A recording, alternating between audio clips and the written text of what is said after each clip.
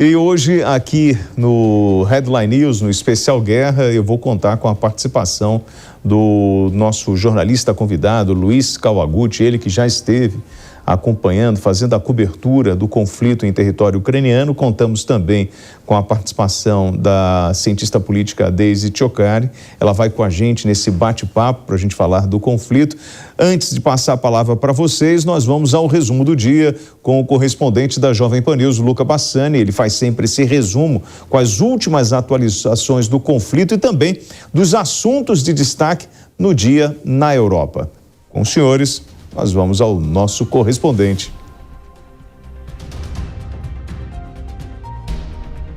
Boa noite de terça-feira a toda a nossa audiência. A onda de calor continua vitimando muitas pessoas na Península Ibérica, não só através das queimadas, mas também através da própria exaustão, insolação na população idosa, onde são mais de 1.000 pessoas mortas até o momento.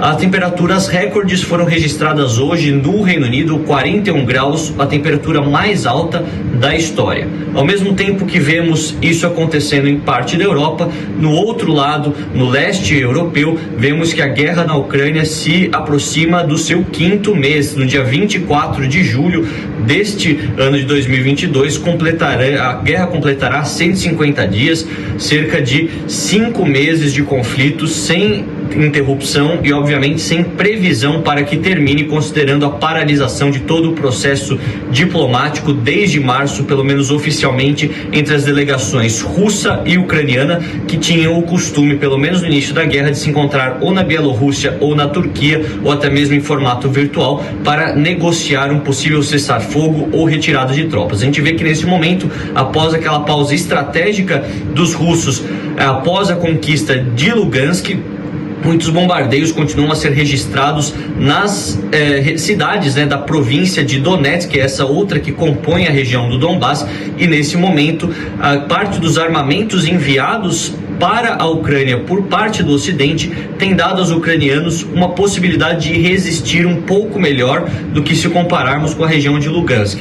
Não significa, todavia, que os ucranianos estão a ganhar território, mas sim a segurar um pouco mais, ou por um pouco mais de tempo, todo esse avanço dos russos, que foi bastante consistente no início da guerra, principalmente nessas regiões de Lugansk e também na região de Kherson, do outro lado, aí próximo da Crimeia.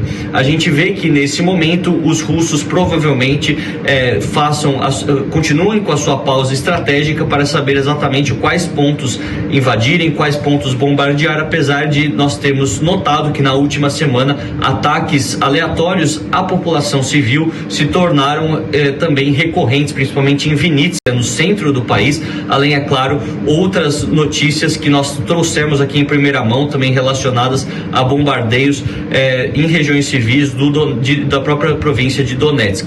No mundo geopolítico, além, é claro, do apelo do presidente Zelensky, que é sempre recorrente, para o envio de mais armas do Ocidente para a Ucrânia, e também da condenação dos supostos crimes de guerra na Rússia dentro das Nações Unidas, nós vemos que o presidente Putin fez sua primeira viagem hoje fora do eixo da antiga União Soviética. Ele que esteve no Tajiquistão no final do mês passado, hoje foi para o Irã, onde conversará com o Ayatollah Khamenei e também com o próprio presidente do país, Ebrahim Raisi, sobre a possibilidade de colocar toda a questão da Síria sob controle, já que o conflito depois de 10 anos continua. A Turquia também participará desse conflito, desse encontro, para negociar coisas relacionadas a esse conflito, já que tanto Turquia quanto Irã são potências regionais super importantes para poder, de certa forma, decidir o que se passará lá, lembrando sempre da questão dos curdos, que é sempre muito dramática para todos os países dessa região, além, é claro, do presidente da Síria, Bashar al-Assad. Nós vemos que Putin negociará não só coisas relacionadas à Síria, mas também possíveis rotas econômicas para mandar o seu gás e também todo o seu petróleo para outras localidades da Ásia que eventualmente cortem o Irã, já que o mercado consumidor na Europa tem diminuído por conta das sanções econômicas a contragosto do Kremlin e também a contragosto dos próprios europeus, que têm que fazer isso por uma questão ética. Nós vemos que a questão da guerra na Ucrânia também será discutida e a tendência de aproximação de Putin de outras potências no Oriente Médio e na Ásia se torna cada vez mais evidente depois das falas do presidente favoráveis à Rússia, favoráveis à China, além, é claro, da própria relação mais forte com a Índia, que tem comprado bastante petróleo, e agora o Irã e outros parceiros no Oriente Médio. Todas as atualizações traremos aqui todos os dias, todas as noites, para a nossa audiência em primeira mão. Luca Bassani, de Sarajevo, na Bósnia-Herzegovina, para a Jovem Pan News. Bom, e para completar o nosso time hoje, eu queria convidar o oficial da reserva da Marinha, Robson Farinazzo. Robson, obrigado pela gentileza, você está atendendo aí a Jovem Pan News. Já queria começar com você fazendo a provocação sobre essa visita do Putin ao Irã. Você pode, na sua análise, o que está por trás de toda esta movimentação de Putin? Está cada vez mais isolado e está buscando parceiros? Boa noite, William. Boa noite, Kawaguchi. Boa noite, senhora. Boa noite, ouvintes da Jovem Pan.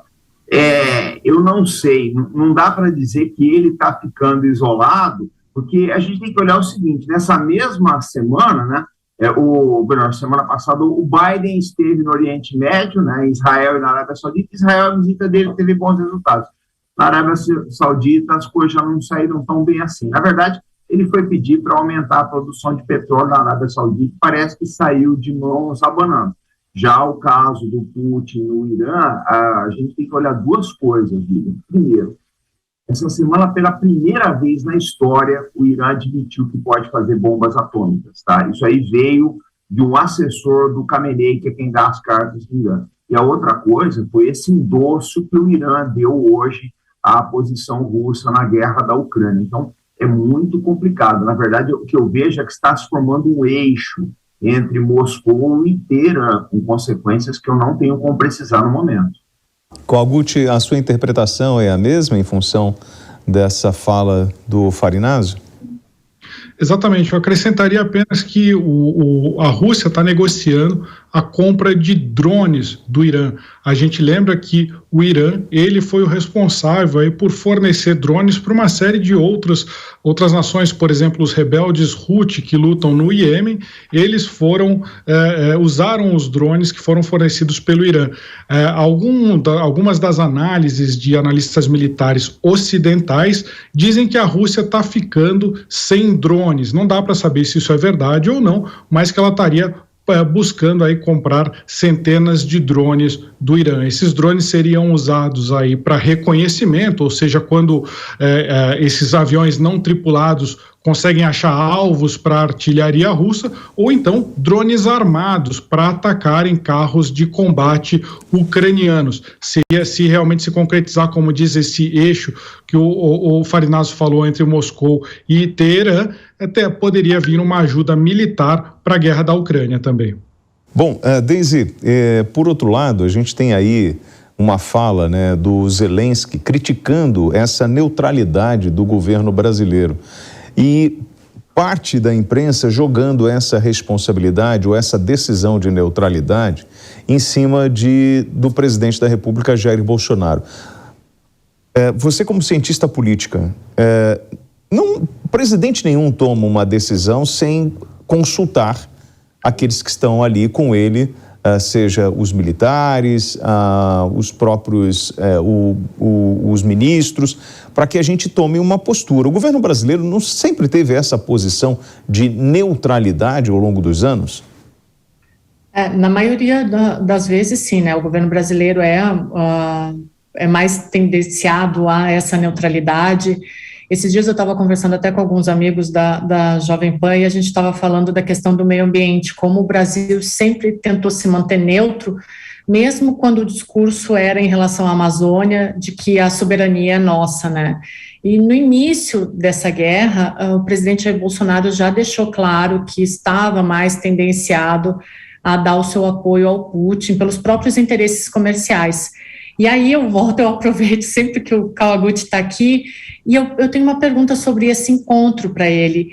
Se, na verdade, o Zelensky ele não viu o presidente Jair Bolsonaro muito mais como um interlocutor com a Rússia, despreocupado se ele vai comercializar, se ele vai comprar da Rússia ou não, mas se ele, no meio dessa história toda, se ele não está mais preocupado em que o presidente Jair Bolsonaro seja um interlocutor com a Rússia pela exportação dos grãos, do que definitivamente mostre um apoio à Ucrânia. Eu queria a tua análise sobre isso.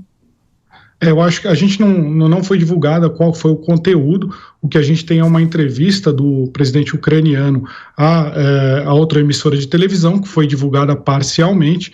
Então, uma das nossas expectativas era que sim, que o presidente ucraniano usasse dessa proximidade que existe entre o presidente brasileiro e o presidente russo para fazer uma pressão um pouco maior para o presidente russo, Vladimir Putin, ceder e autorizar o corredor verde, ou seja, a retirada de grãos de dentro da Ucrânia. A gente sabe que a Ucrânia tem capacidade de exportar mais de 7 milhões de toneladas de grãos por mês, só que só está conseguindo exportar 1,5 milhão.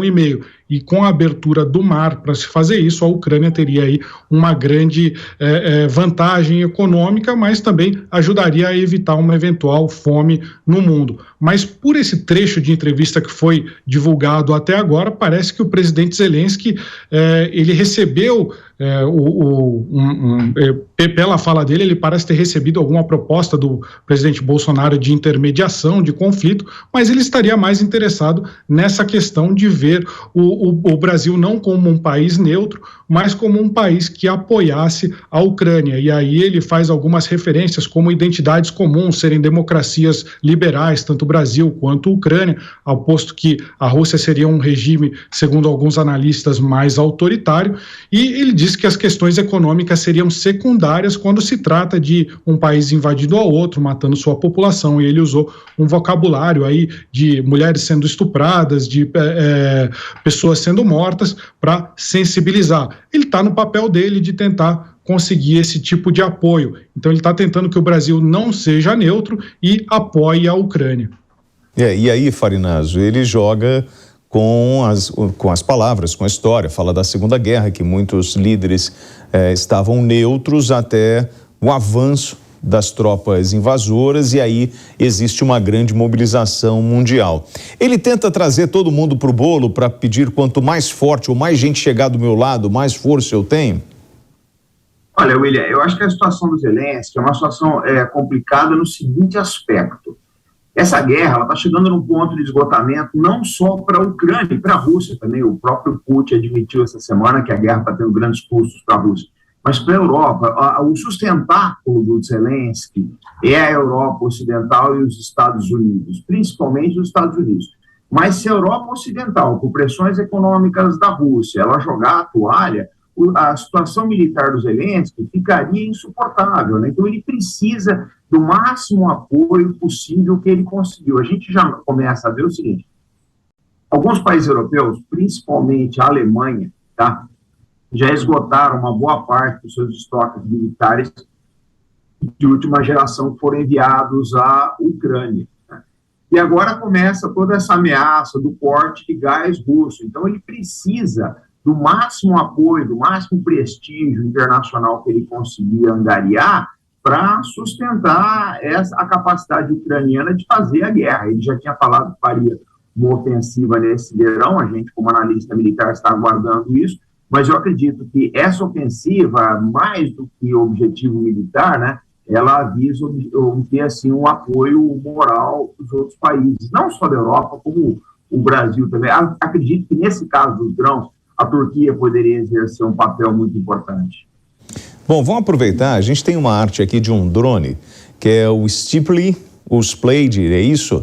300. Kawaguchi, você que é o nosso especialista em armas, esse é de origem americana, o valor dele é isso mesmo? $70 mil, Kawaguchi?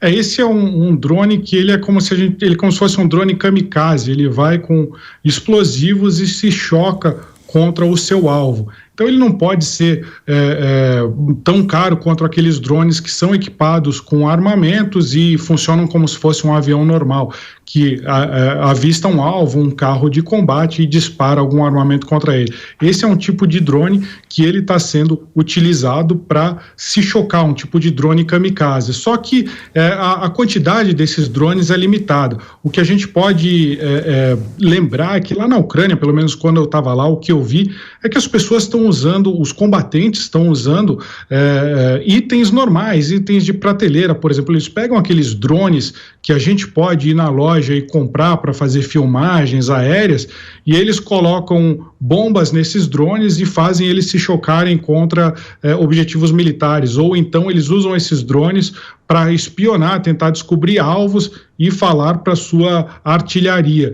Então você tem desde esses drones mais avançados, como a gente está mostrando, mais itens super comuns que podem ser comprados aí pela internet, e vale tudo na guerra, estão todos sendo usados, da mesma forma que, em vez de eles usarem um detonador de explosivos muito tecnológico, os ucranianos estão usando telefones celulares para detonar bombas improvisadas. É aquela coisa, vale tudo, você tem desde a tecnologia mais avançada até a tecnologia improvisada, usa-se tudo para lutar contra o inimigo. Kawaguchi, você que acompanha de perto, a gente está falando, você falou assim, esse é um equipamento barato, são $70 mil, não é isso?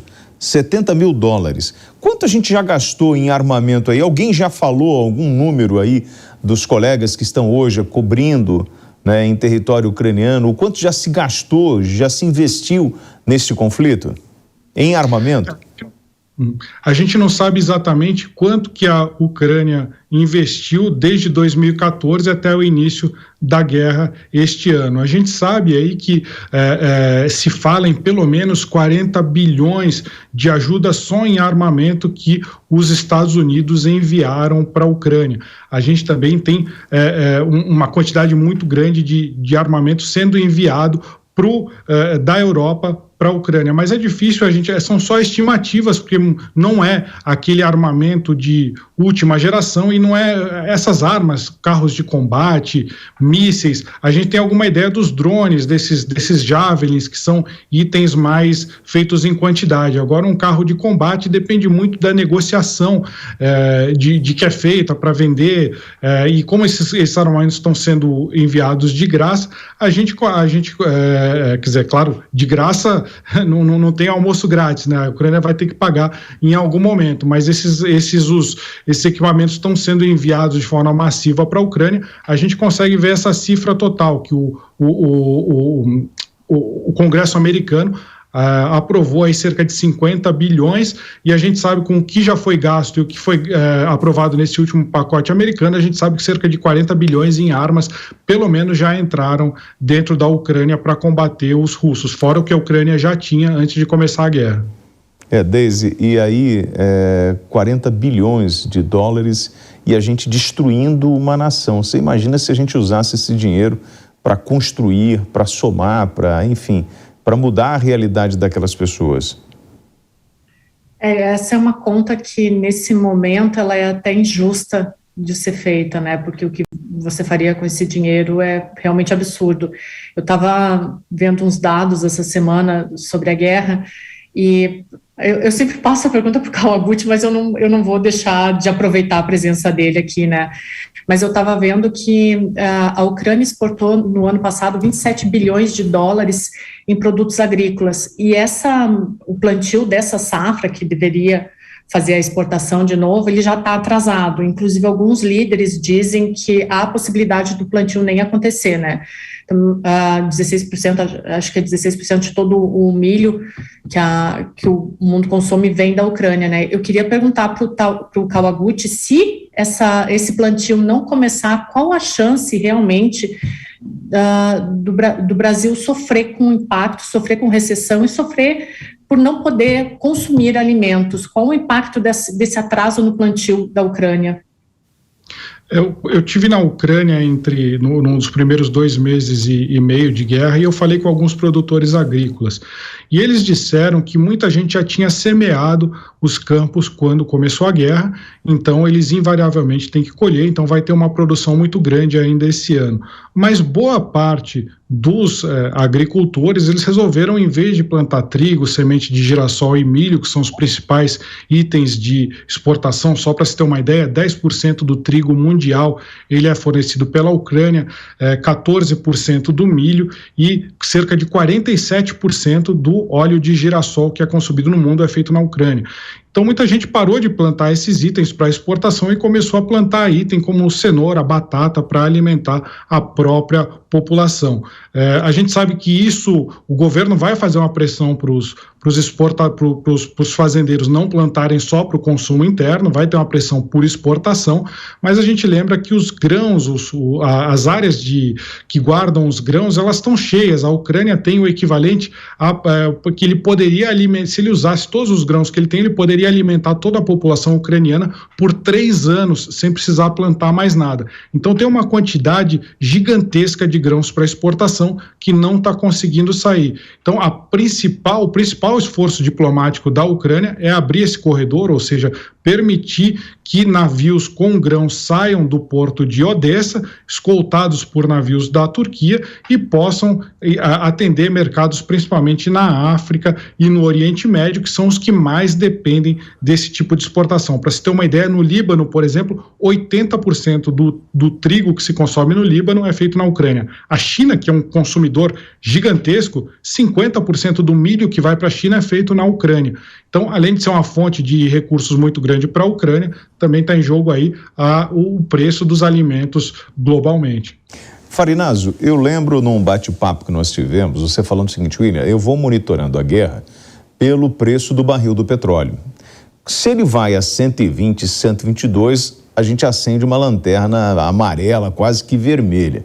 E agora, hoje, para minha surpresa, o barril estava o quê? A 98 dólares, 99 dólares. Então eu gostaria que você falasse, então a gente já pode ficar mais tranquilo agora com a guerra?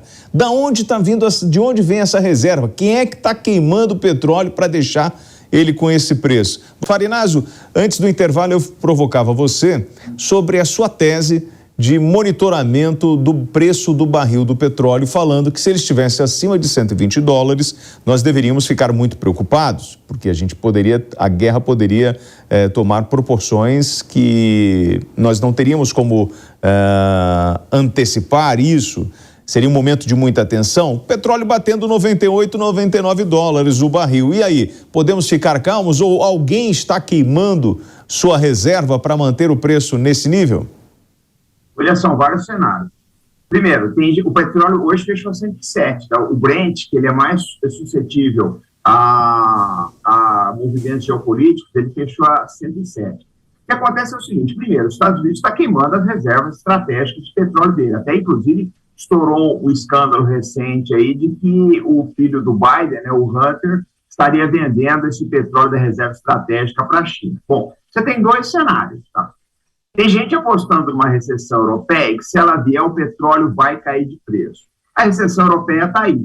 O problema é que a gente está vendo que a recessão existe, ela é bem provável, e o petróleo ele não está chegando no nível civilizado. Ela chegou a bater 99 e voltou a 107 hoje. E tem um outro cenário, né, que o pessoal do JP Morgan está apostando aí, que é 200, 250 e até 380 dólares. Bom, se houver uma recessão, lógico que o preço do petróleo deve cair, né?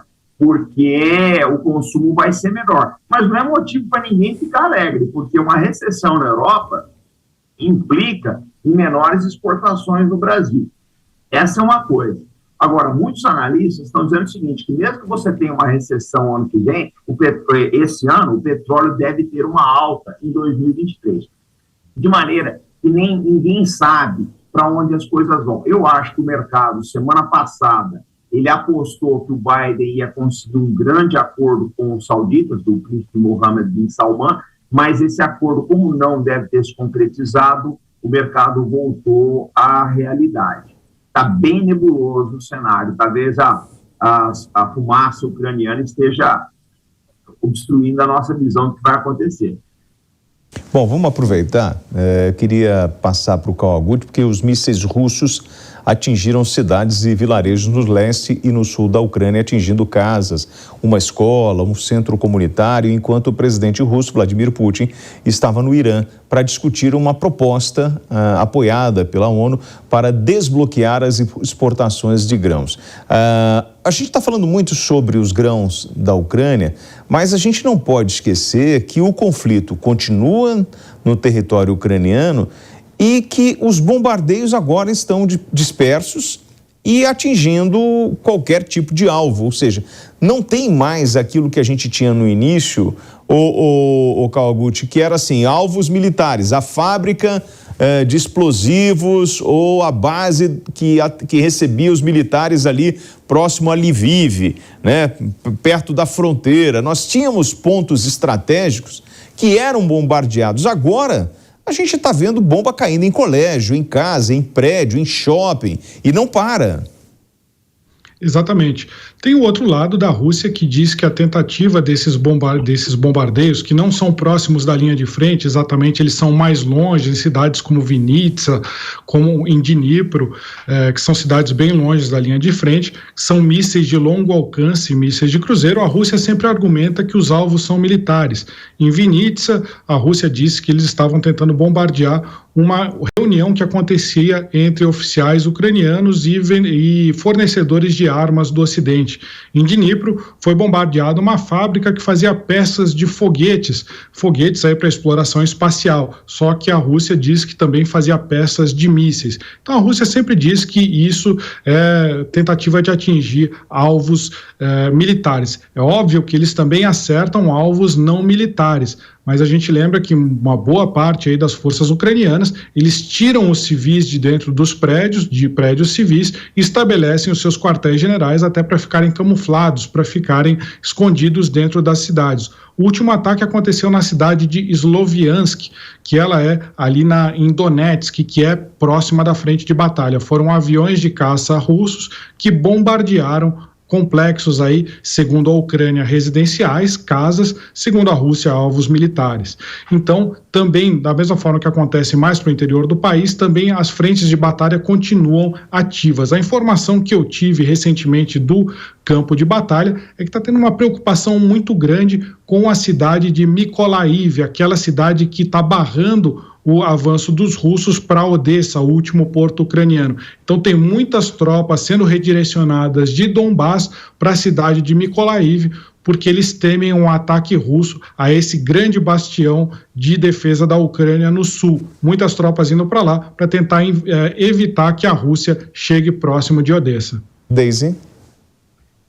Kawaguchi, o presidente Jair Bolsonaro falou que a compra de diesel russo está bastante avançada, né, aspas dele.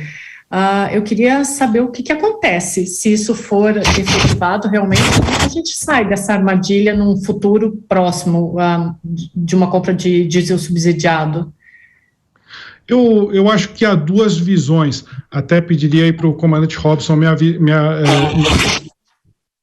que eu tenho aqui. Existe aí uma possibilidade, existem alguns entraves para a compra desse diesel. A gente não sabe qual que vai ser o desconto, se esse desconto ele vai ser atrativo, dependendo do tamanho que for dado desse desconto do diesel chegar no Brasil. Ele pode se perder aí no transporte, porque tem uma cadeia de transporte muito longa, da Rússia aqui para o Brasil. Ele pode se perder na distribuição ou chegar a mais ou menos os mesmos preços que são praticados pela Petrobras. O Brasil importa 30% do seu diesel. Tecnicamente, é impossível ele substituir os 30%. Ainda ele pode substituir alguma coisa que venha da Rússia, mas ainda vai ter que comprar ou dos países árabes ou dos Estados Unidos. A questão aqui, o cenário mais provável é que ele chegue num preço não tão competitivo o suficiente para diminuir a pressão inflacionária no Brasil. Agora, existe uma outra possibilidade de a Rússia fazer o que a Venezuela fez nessa região, que era o Petrocaribe. Você dá um diesel tão subsidiado, um combustível tão subsidiado, que com pagamentos aí com juros baixíssimos, que se tornasse aí, não teria esses entraves e ajudaria o Brasil. Mas aí a gente tem outro problema, a relação de dependência. Eu falei com muitos analistas, a maioria dos analistas acha que não se configuraria uma relação de dependência, mas eu lembro sempre que a Alemanha, em 1970, quando ela começou a comprar o gás russo, era só 10%. Aí o pessoal falou, ninguém se preocupa que é só 10% da nossa matriz energética que a gente depende da Rússia, isso não vai crescer. Hoje em dia, antes da guerra era 50%, agora caiu para 30 e poucos por cento. Então sempre há uma possibilidade de dependência. Mas esse é só um dos cenários. Eu convidaria aí o comandante Robson para falar também sobre a parte positiva, os benefícios que dessa importação de diesel podem acontecer. Então, aí, antes de passar para o Farinaz, aproveitando esse gancho que o Kawaguchi falou, para além do Brasil, ele tocou nos alemães, que estão preocupados com o próximo congelamento do inverno, mesmo enquanto a Europa, as temperaturas recordes em meio à incerteza sobre uma interrupção completa do fornecimento de gás russo, forçaria o racionamento de energia em residências particulares e na indústria. Como a Alemanha também resolve esse problema interno? Olha, eu penso assim, né? O caso alemão é um tanto quanto diferente do brasileiro, né? Porque eu veria o problema do Brasil mais como um problema assim, de pagamentos, não sei como é que seria operacionalizado esses pagamentos em virtude das sanções, do que de uma dependência futura, porque essa situação talvez não perdure por muito tempo. Agora, a Alemanha tem um problema geopolítico muito sério, né? Ela se tornou dependente do gás russo, fechou as suas usinas nucleares, ao mesmo tempo, tá? E ela está num bloco militar que é hostil à Rússia, que é a OTAN. Então, ou seja, se torna, na verdade, um problema geopolítico, um problema militar, um problema de antagonismo, né, de blocos políticos, que o Brasil não tem no momento. Então, o nosso caso, ele fica um pouco diferente disso. Agora, eu preciso lembrar uma coisa, né, que existe uma hipocrisia muito grande nessa história toda do petróleo, porque uma boa parte do petróleo que a Europa e os Estados Unidos está comprando ainda é russo. Os russos estão vendendo petróleo muito barato para a Índia, ainda tem um parque de refino excelente hoje em dia, e ela revende esse petróleo para a Europa e outros países aí, como se fosse petróleo indiano, mas não é. É um petróleo russo que foi refinado no país, né? Então, na verdade, eu acho que vai ser muito difícil. A Rússia entregava, acho que 7 milhões de barris de petróleo por dia. Não existe nenhum país do mundo com a capacidade imediata de substituir esse petróleo no mercado. Só para vocês terem uma ideia, os Estados Unidos consomem 19 milhões de barris de petróleo por dia. E existe um problema ainda, um agravante nessa história toda, é que caso haja mesmo uma recessão na Europa e o preço do petróleo vai descer, a Rússia cortar a produção dela. A Arábia Saudita já falou que não tem condições de aumentar muito a produção. Eles estão com medo do risco, né? Vão ter que investir, pode ter que vender o petróleo mais barato. Se a Rússia fizer um corte nessa entrega, nessa produção dela, a gente não sabe o que pode acontecer. De maneira que são cenários, assim, bastante incertos, né? A recessão da Europa pode jogar o preço do petróleo um pouco para baixo, como aconteceu há alguns dias, e essa situação toda da dependência do petróleo brasileiro, ela pode ser diminuída lá na frente, inclusive se a gente aumentar o parque de refino aqui no Brasil. Deise? Eu já ia anotar minha pergunta aqui para não esquecer. Kawaguchi, a gente está falando muito ainda do decorrer da guerra, mas eu queria saber se já se discute, se é muito cedo ainda, mas se já se discute um plano de reconstrução da Ucrânia e quanto estaria envolvido nisso? A União Europeia já está falando em fazer aí um plano de reconstrução nos moldes do plano Marshall, mas é muito difícil a gente chegar já teve algumas estimativas, mas é muito difícil a gente chegar num número fechado. Por quê? Porque a guerra continua. Então, existe aí pelo menos teriam que ser uma estimativa que teria que ser injetado pelo menos 5 bilhões de dólares por mês na Ucrânia para o país continuar funcionando. Já se estima aí que a Ucrânia pode encolher a sua economia em mais de 20%. Para você conseguir reconstruir tudo isso vai ser um esforço gigantesco. Se os Estados Unidos e os seus aliados ocidentais quiserem continuar mantendo sua influência que eles têm hoje em dia no governo ucraniano, eles vão ter que injetar muito dinheiro, vão ter que ajudar o presidente Zelensky ou seu sucessor a realmente fazer a reconstrução da Ucrânia. Mas a questão é que não se vê uma resolução desse conflito tão próxima. A possibilidade mais alta é um empate ali entre a Rússia conseguindo avançar devagar, a Ucrânia não perdendo tanto território, mas a Ucrânia sem a possibilidade de retomar território. Então não se sabe quando esse conflito vai acabar. Muita gente diz que vai ser no inverno, quando a Europa retirar o seu apoio à Ucrânia. Mas isso são suposições ainda, a gente não sabe até onde vai o apetite dos Estados Unidos para manter esse conflito. Então eu acho ainda um pouco cedo falar em reconstrução da Ucrânia. O que eu posso dizer é que não vai ser barato, vai precisar de uma coisa nos moldes do Plano Marshall que reconstruiu aí a Europa após a Segunda Guerra Mundial. Farinazzo, o parlamento ucraniano demitiu o chefe de segurança interna e o procurador-geral 2 dias depois do presidente Volodymyr Zelensky os ter suspendido por não conseguirem extirpar espiões russos. A gente estava lá atrás, eu lembro de um bate-papo que nós tivemos aqui sobre a figura do Putin, o perfil dele, ex-KGB, a investigação de um suposto espião morto russo. Então, assim, os papéis se invertem ou, na verdade, isso faz parte da guerra. É a espionagem, a contra-espionagem, e isso é um fator muito importante na arte de dominar o seu inimigo? William, primeiro eu preciso dizer o seguinte: a Ucrânia tem os melhores serviços de inteligência, né? O militar chama de inteligência, né? O civil chama de espionagem.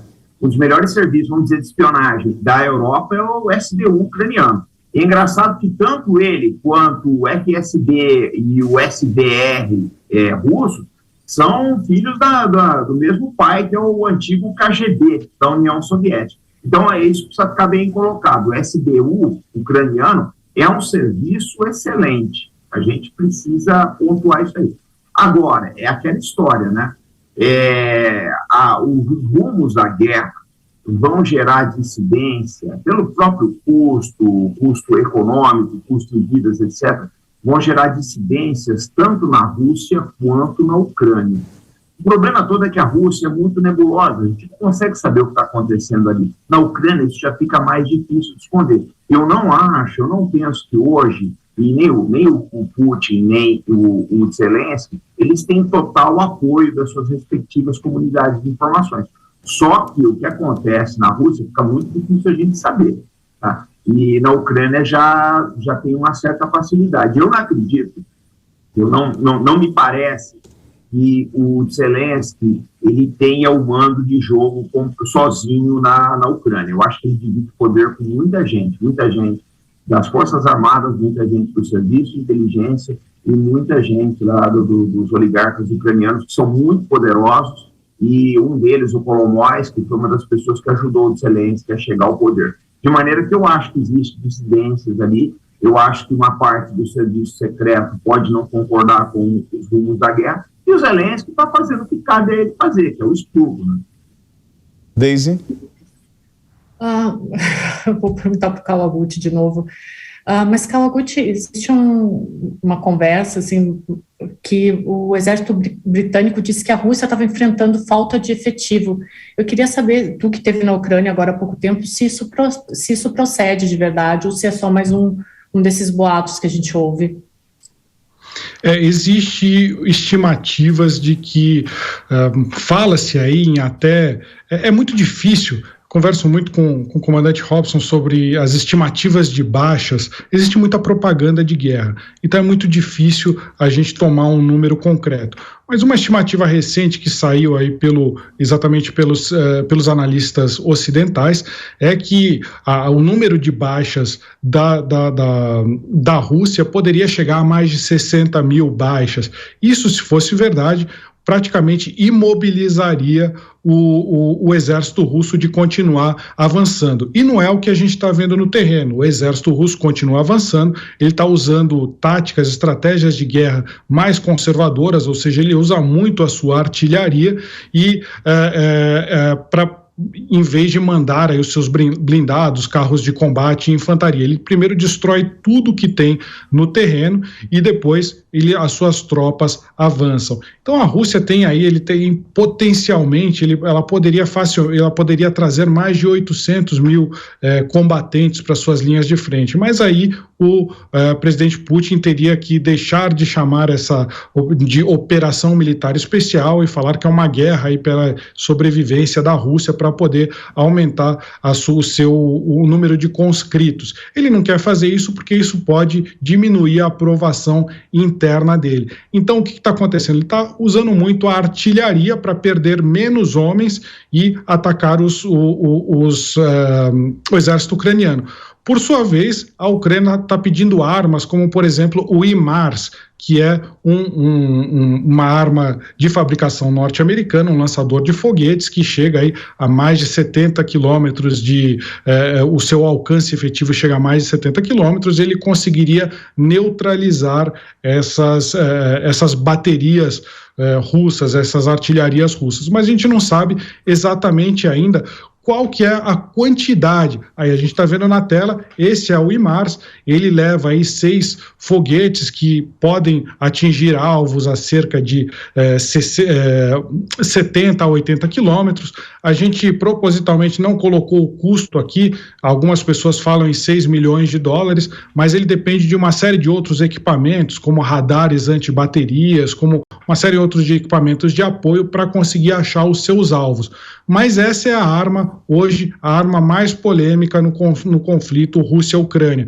É o que os ucranianos estão apostando como uma virada de jogo e ele se tornou também o principal alvo das forças russas. Essa é a prioridade. Os russos estão tentando destruir esse tipo de equipamento aí que a gente está vendo, esse caminhão, porque ele seria a arma de ataque, a arma ofensiva mais eficiente dos ucranianos. Agora, a gente vê aí pela descrição, ele tem algumas características interessantes, ele é de fácil mobilidade, esse carro ele pode disparar, depois ele anda de novo, sem precisar ser rebocado e dispara de outro lugar, ele pode ser transportado em aviões de carga, ele leva aí 3 ocupantes e ele não atua sozinho, não é só usar esse carro, ele tem uma série de outros sistemas de aquisição de alvo, ele tem que atuar junto com outros equipamentos militares. Por isso, quem pesquisar aí na internet, o valor dele de compra varia bastante. Mas é hoje a arma que está chamando mais atenção no campo de batalha, sem dúvida alguma.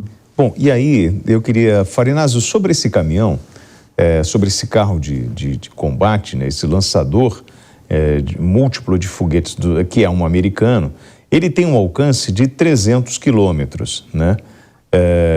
É um equipamento que, apesar da sua mobilidade, ele é um equipamento pesado. A gente está vendo na tela o peso dele aqui. Para mim, aparece que pode chegar a quase 11 toneladas, um equipamento desse.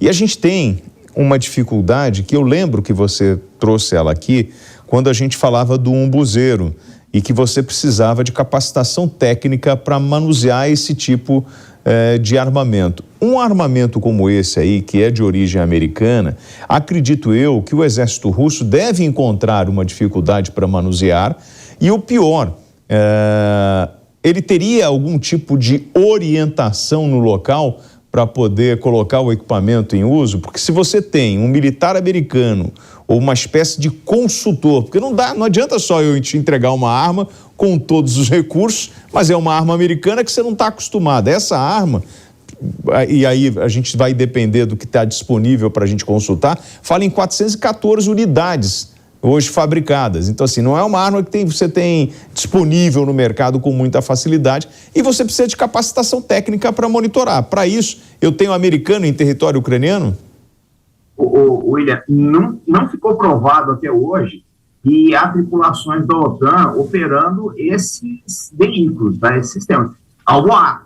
Só que a gente tem que levar 3 coisas em consideração. A primeira delas é o seguinte: O maior, vamos dizer o seguinte, o maior gift, né, o maior presente que os Estados Unidos e a OTAN está dando para os ucranianos são os dados de inteligência, as informações por satélite, por drones, por aeronaves de monitoramento eletrônico que ficam bordejando ali a fronteira da Ucrânia. Esses dados são importantíssimos para as Forças Armadas ucranianas. Essa é uma coisa.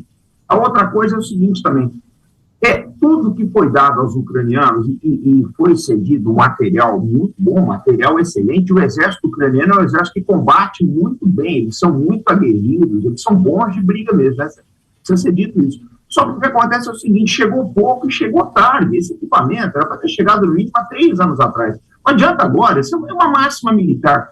Você não pode ir jogando as suas melhores tropas a conta gotas. Você precisa do que você tem de melhor para usar logo no começo para ter massa, para dar choque nisso aí.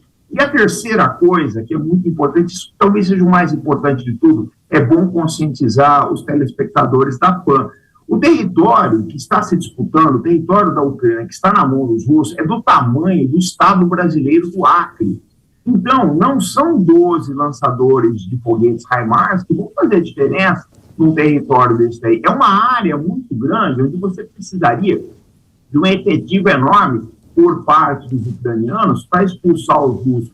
E eles não têm isso no momento. Um dos maiores problemas da Ucrânia hoje não é nem o armamento que está sendo fornecido em quantidades razoáveis, embora eu acho que chegou tarde. Qual é o problema da Ucrânia hoje? São reservas treinadas, né? Eles têm dificuldade nisso. É um exército bravo, essa que é a verdade, é um exército muito bom, muito imbuído do seu, Kawaguchi tem milhares, sabe disso, é um exército muito imbuído do seu patriotismo, do seu nacionalismo, mas que a quem não foi dado todas as condições no tempo correto. Esse aqui é o resumo da guerra da Ucrânia. Deise? Eu vou perguntar para o Kawaguchi de novo. Kawaguchi, a ministra a chefe do Ministério de Defesa alemão, ela declarou que os recursos da Alemanha para ajudar a Ucrânia, eles estão se esgotando, né? A gente sabe que a Alemanha nunca entrou efetivamente nessa situação, mas eu queria saber se isso não pode se transformar também numa senha para que outros países também recuem da ajuda. Eu acho que sim. A gente tem que lembrar que a OTAN não é uma massa única, não é uma massa homogênea.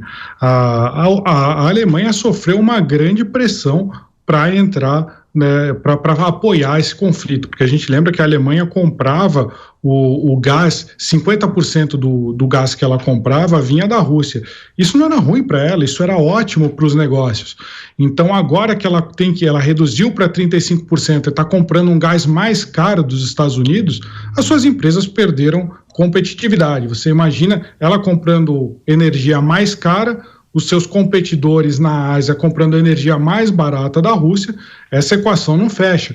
Então, eles vão sair perdendo dinheiro. Então, a Alemanha era a última que queria ajudar nessa guerra da Ucrânia. A gente lembra que quando os países começaram a mandar os Javelins, os M-72, que são foguetes anticarro, a Alemanha mandava capacete, mandava colete à prova de bala. Eles, evidentemente, não estavam muito interessados em uma participação efetiva. Eles tiveram que fechar, de abandonar o seu projeto Nord Stream 2, que era um gasoduto que levaria gás direto da Rússia para dentro da Alemanha. Então eles foram muito contrariados. E você tem outros países também que não teriam muitos motivos para ajudar a Ucrânia, tais como a Itália, a Espanha, Portugal, são países que só vê desvantagens de entrar nesse conflito. Agora você tem outros países, você tem a Polônia, a Romênia, a República Tcheca, os países bálticos, o próprio Reino Unido e os Estados Unidos estão com um apetite muito maior por essa guerra. Então, eu acho que quando a Alemanha sinaliza assim, a gente tem que ver duas coisas. Eles já têm, essa é uma grande reclamação dos Estados Unidos há anos, que a Alemanha não gasta com defesa, não compra armas, tem lá só o mínimo necessário. Agora já falaram que vai mudar, que vai ter mais armas de defesa. Então, eles não têm muito para entregar, porque eles não têm nem para eles. Eles não era do interesse deles, mas eles sofrem uma pressão brutal dos Estados Unidos e da Grã-Bretanha para entrar. Então, essa é a consideração. A OTAN não é um bloco homogêneo, tem muitos países que querem que o presidente ucraniano sente, negocie, ceda territórios para a Rússia e acabe logo com esse conflito, e tem outros países que querem ir até o final, até a expulsão completa da Rússia de dentro do território ucraniano.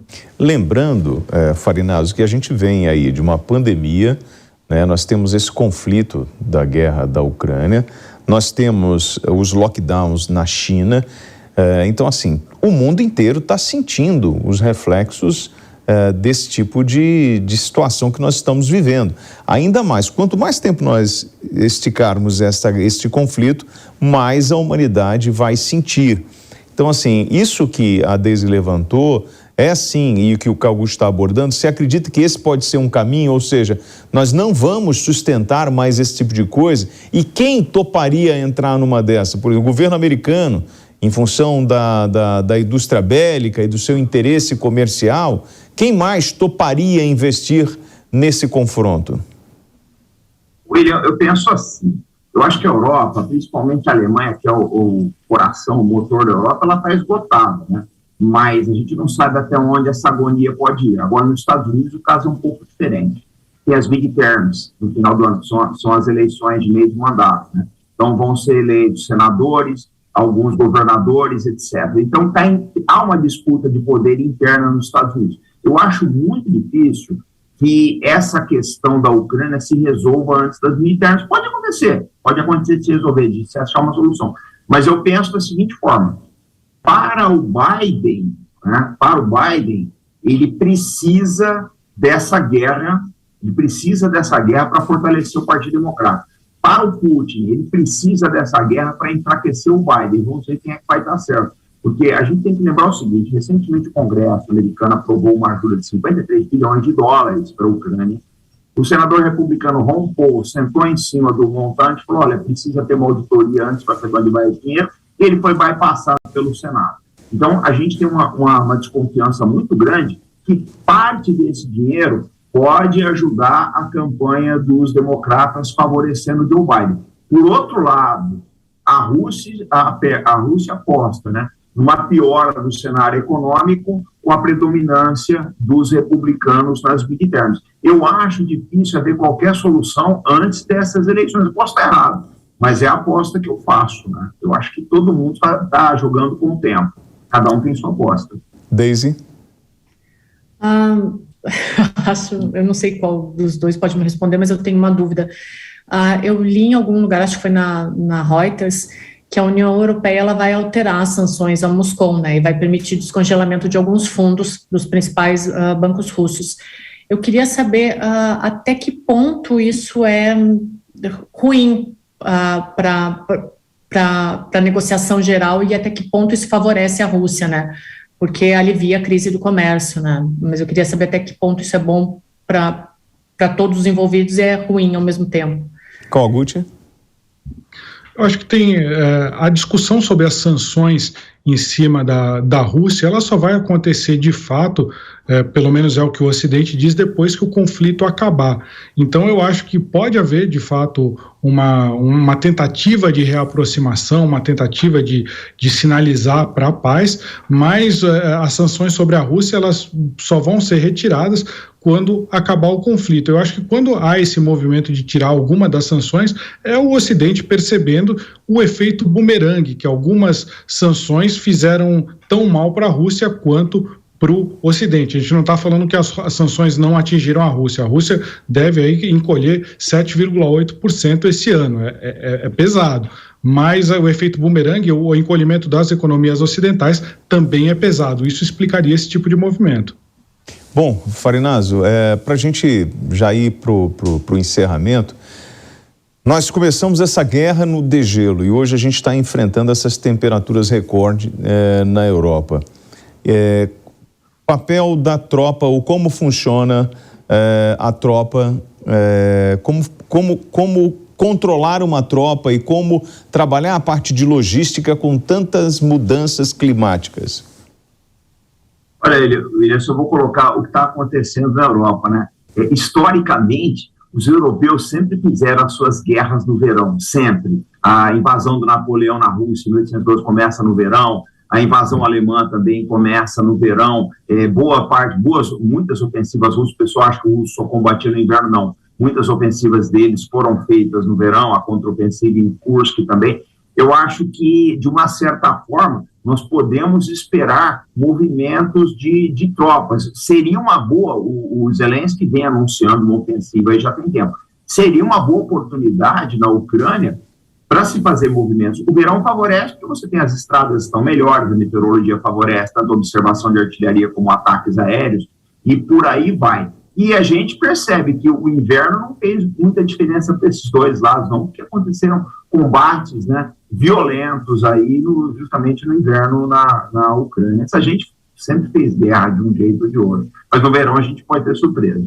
Eu queria agradecer ao Robson Farinazzo, ele, oficial da reserva da Marinha Brasileira, o nosso colega jornalista Luiz Kawaguchi e a cientista política Daisy Tchocari. Agradeço a participação dos senhores hoje no Headline News.